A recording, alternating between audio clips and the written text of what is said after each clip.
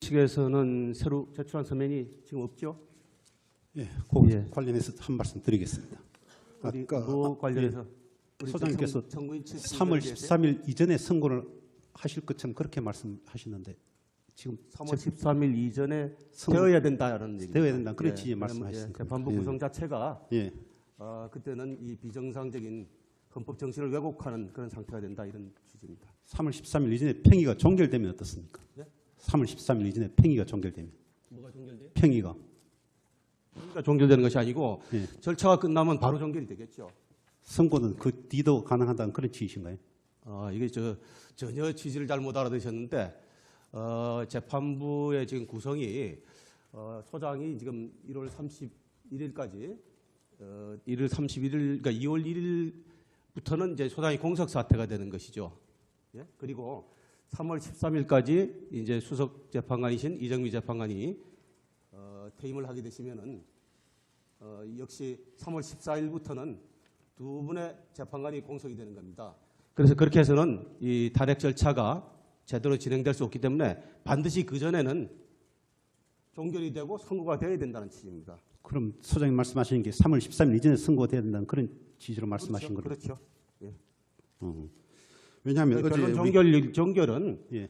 절차가 우리가 늘 강조해 왔듯이 이 재판 절차의 공정성과 또 이 당사자들의 충분한 그 입증과 또는 반론 이것을 다 들은 다음에 그래서 지금 사실은 피청구인 측이 무리하게 지금 증인 신청하는 부분도 다 들어줘가면서 가급적이면은 배를 해주고 있는 거 아니겠습니까? 그런데 그것이 이제 충분히 해서 심리가 성숙이 됐다 하면은 바로 그 절차를 종결해서 당장이라도 가능하다면 뭐 당장이라도 뭐 2월 초라도 선고가 돼야 안 되겠습니까? 그런데 그거는 물론 지금 예측하기 어렵고 재판 절차라는 것이 양측 당사자의 협조가 필요하잖아요, 그죠? 그래서 그런 의미에서 양측 당사자와 관계자들 그다음에 관계기관의 협조를 지금 당부하는 취지의 말씀입니다. 예, 그러니까 그런데 피청구인 측에서 적극적으로 협조해달라는 취지고 예. 청구인 측에서도 마찬가지로 적극적으로 협조해 주십사 하는 그런 부탁의 말씀입니다. 그런데 그러니까 어제 제가 예. 재판 선고 날짜를 지금 예정할 수가 없어요. 예. 재판이라는 것이 미리 예정을 해놓고 한다고 해서 그대로 되질 않지 않습니까? 그죠? 그건 충분히 심리가 이루어지고 그 종결이 될 때, 성숙이 될 때 가능한 것이죠. 그런데 어제 존경하는 우리 권성동 법사위원장님께서 한 TV 프로그램에 출연해서 말씀하신 게 있습니다. 2월 7일 이후에는 2, 3명 정리 신문 후 심리가 종결될 것이고 3월 9일 이전에 선고가 예상된다. 그런 취지로 발언했습니다. 그거는 무슨 취지예요? 그건 추측성 예. 거죠? 법정에서 주장하지 아니하고 법정 외에서 주장하는 것을 갖고 이 법정 내를 끌고 들어와서 그 주장에 대해서 주장의 당부에 대해서 탓하는 것은 적절치가 않고요. 저는 국회를 대표하는 소추위원으로서 저희 희망 사항과 그다음에 저희 추측을 방송에서 얘기한 것뿐입니다. 네, 그러니까 이 법정 외에서 하는 발언은 좀 자제해 주셨으면 합니다. 예. 물론 이제 양쪽 당사자의 입장에서는 그 입장이 있기 때문에 그것이 이제 충분히 고려됐으면 하는 이제 그런 취지는 이해를 하니까 그거는 법정에서 양측이 다 해주셨으면 하고 밖에서 별도로 이 심리와 별개로 그런 이제 언론에 대해서 그렇게 하는 얘기는 자칫하면은 이 오해를 불러일으킬 수 있어서 오히려 심리 진행에 도움이 되지 않고 이 장애 요인이 될 수 있다는 점에서 다시 한번 그 점에 대해서도 부탁 말씀을 드리겠습니다. 저희들로서는 뭐 헌법재판소와 소추인 간의 어떤 의사연락이 전혀 없었다고 생각하지만은 법사위원장이라는 자리가 헌법재판소 대법원 등등을 관할하는 자리이기 때문에 만에 하나 피청구인 대련인단이 신청한 정인들에 대해서 대부분 불채택 결정으로 피청구인의 방어권 행사가 불가능하다면 피청구인 대리인들은 이건 심판 절차의 공정성을 의심할 수밖에 없어서 중대한 결심을 할 수밖에 없다. 그렇게 말씀드립니다. 지금 피청구인 측에서 하는 얘기는 그거는 정말 타당하지 않고 무례한 얘기로 보입니다. 지금까지 진행해 온 걸 보면은 우리 재판부에서는 최대한 입장을 고려해서 피청구인 측의 의견을 받아서 지금 진행하고 있잖아요. 다만 이제 누가 말씀하셨어요? 이 원칙의 문제에 있어서 이 탄핵 심판 절차가 이게 형사소송을 준용하고 있지만 그 준용이지 이 형사소송 절차와는 다르다라는 것을 누차 강조를 했고 그거는 우리 준비 절차에서부터 초기 단계에 이미 그렇게 선언이 돼 있는 사안이에요. 그리고 이미 선례가 2004년도 선례가 그것을 이미 분명히 했고, 그래서 그 점에도 그럼에도 불구하고 피청구인 측에서는 형사소송에 의한 절차 진행을 계속 요구를 해왔어요. 그래서 어떻든 간에 피청구인으로서는 충분히 그 실체적 진실을 발견하는데 도움을 주시려고 노력을 하는 것이고, 또 방어권을 보장해달라는 취지를 반영해서 그래서 최대한 지금 받아들이고 있는 겁니다. 그런데 그것은 지금 마치 무슨 이 지금 재판 절차가 공정성을 벗어난 것처럼 또 그렇게 그걸 가정을 해서 그런 발언은 지금 이 법정에 대해서 심각하게 유감스러운 발언으로 생각을 합니다. 예, 저희들로서는 그 얘기는 이 자리에서 용납할 수가 없어요. 지금까지 저는 이 재판을 시작하면서 이 공정성을 누차 강조를 해왔어요. 신속성 얘기는 한 번도 안 했습니다. 이 신속성 얘기를 오늘 처음 하는 것은 재판부 구성이 7인으로 구성되는 경우에는 심리 요건을 겨우 충족하는 상황이에요. 이게 비정상적이기 때문에 바람직하지 않다. 이것을 제가 이 재판소장으로서 임기를 마치면서 이 점을 양 당사자 측에 다시 한번 강조하고 협조를 당부하기 위해서 하는 말이지 그 이상의 의미나 또 다른 의미가 있을 수가 없어요. 그런데 마치 그런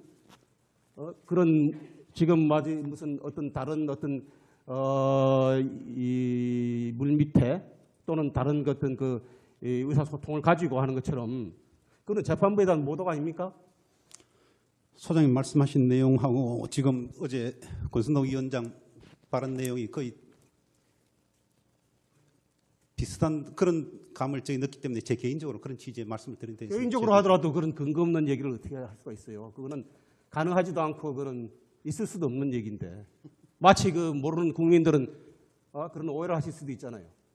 그렇죠. 3월 13일 이전에 선고되는 취지로 말씀하셨길래 제가 그렇게 말씀드린 겁니다. 3월 13일 이전에 해야 되는 것은 재판부 구성 자체가 그렇게 심각한 이게 헌법적인 비상상태로 접어들기 때문에 그런 것이 용납돼서는 안 된다라는 재판소장으로서의 소회를 말씀드리는 것이죠. 이후 재판 절차가 어떻게 될지는 제가 어떻게 다 이걸 단언을 하겠습니까? 그런 취지라면 받아들이겠습니다. 죄송합니다. 그 점에 대해서는 아까 그렇게 발언하신 부분에 대해서는 심히 유감으로 생각한다는 점을 내가 지적하고자 합니다.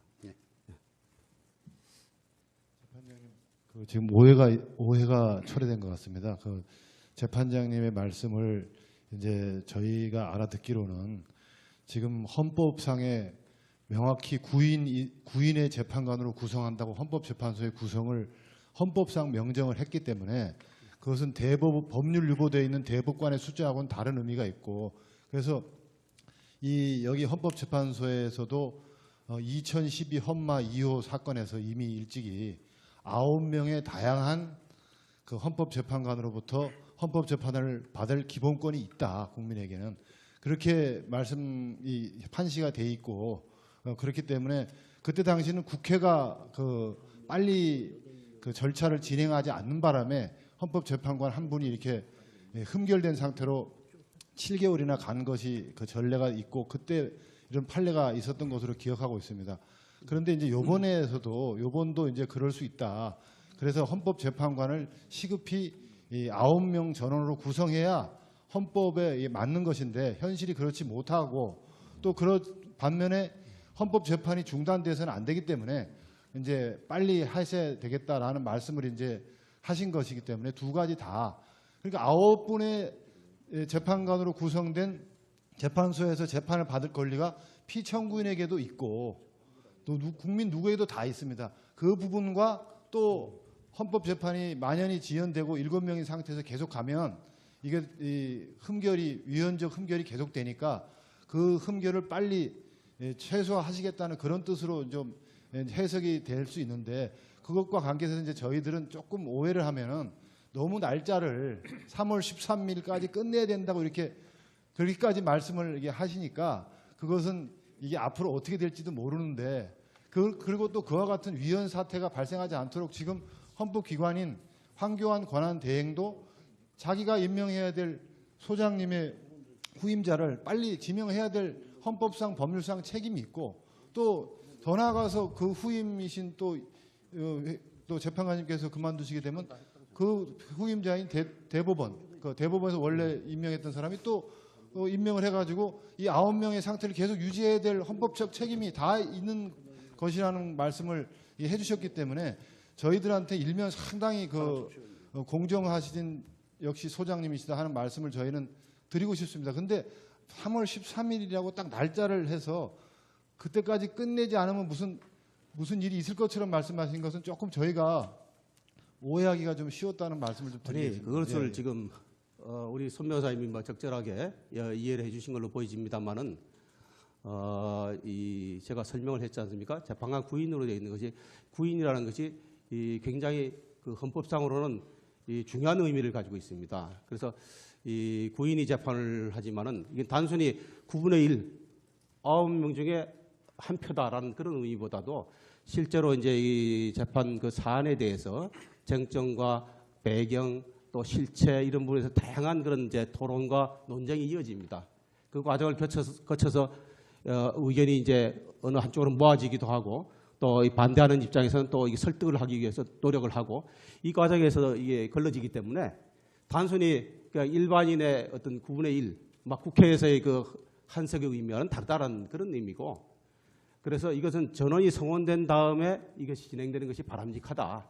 그러나 이제 불가피하게 지금 이제 이런 상황이 생겼지만은 이 상황이 한 자리가 더 추가로 공석이 되는 상황이 되면은 이것이 재판 절차의 왜곡이나 또 내용에 있어서의 나중에 최종 결론에 있어서의 그런 이 비정상이 되는 그런 것이 심화될 수 있다. 그 점이 심각한 문제이기 때문에 지금 현재로서는 당장 지금 소장의 후임자가 지금 지명돼서 바로 보충이 될 가능성이 지금 희박하잖아요.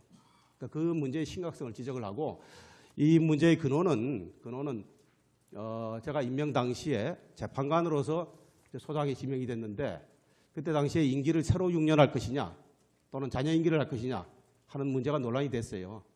그래서 그때 당시에 이미 3대 소장 때 지명을 받은 재판관 중에 한 분이 그때 당시에 그 논란이 돼서 결국은 임명을 못 받고 낙마하지 않았습니까?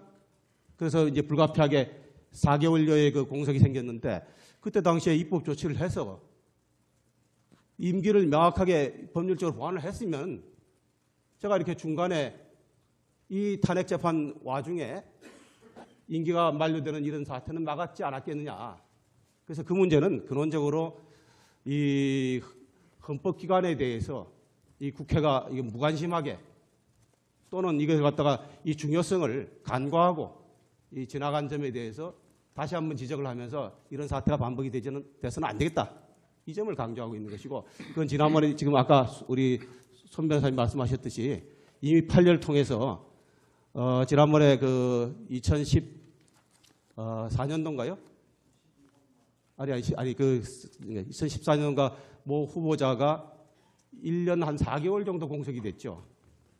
그것을 그렇게 방치해놓고 그때 당시에 우리 헌법재판소에도 공식 의견을 냈어요. 국회에다가 빨리 임명 절차가 이루어지기를 원한다 했는데 결국 1년 4개월 만에 8인 체제로 계속 운영된 일이 있습니다. 그거는 정말 심각한 상황입니다. 그런 상황을 방치해 왔기 때문에 오늘날 똑같은 이런 상황이 생겼다는 걸 지적한 것이고 제가 재판 날짜를 최종 선고일을 어떻게 예측하겠습니까? 진행이 빨리 종료되면은 빨리 되는 것이고 늦어지면은 늦게 되는 것이고 그렇지만은 아무리 늦어지더라도 이런 비정상적인 구성 상태까지 가서는 안 된다라는 게 이제 제가 재판소를 떠나는 입장에서 그 의미를 양측 당사자들에게 다시 한번 설명을 하고 협조를 해달라는 부탁의 말씀입니다. 예, 소장님, 더 이상 제가 간략하게만 말씀드리겠습니다. 오늘 이래 빚어진 해프닝은 사실 그 헌재 재판이 어떻게 이루어질 것이냐 언론 인터뷰들이 계속 오고 있습니다. 그러나 대통령 측 변호인단은 헌재가 신속하고 공정하고 또 공정과 신속 이걸 잘 조화해가지고 재판하기 때문에 언제 선고가 될지 모른다. 다만 두 번째 또 퇴임을 하는 분이 3월 13일로 예정되어 있기 때문에 그 이전에 선고될 가능성도 있을 것이다. 그러나 언제 끝날지는 잘 모르겠다. 이렇게 저희들이 주로 대답을 해왔습니다. 그런데 지금 그 소추 측에서 그 지난번에 언론 인터뷰에서 3월 9일이라고 구체적으로 못을 박았기 때문에 그래서 아니, 그 얘기를 그만하세요. 이제. 아니, 아까 그저 해명을 글쎄요. 했지 않습니까? 그렇죠. 그러니까 예. 그렇게 소추 측에서 국민들에게 곡해를 받을 수 있는 이런 발언을 통해 가지고 헌재의 권위라든가 이 탄핵 재판에 대한 권위에 대해서 훼손할 위험이 있기 때문에 그래서 저희들이 이런 주장을 하고 나선 겁니다. 예. 그 이야기해 예. 주시기 바랍니다. 알겠습니다. 그 점은 제가 아까 강조를 했기 때문에 다시 반복을 안 하겠습니다. 이제 이후에 법정 외에서 그런 발언을 하는 것은 양 당사자 측에서 좀 자제를 해주셨으면 특별히 부탁 말씀을 드리고 알겠습니다. 절차를 진행하도록 하겠습니다.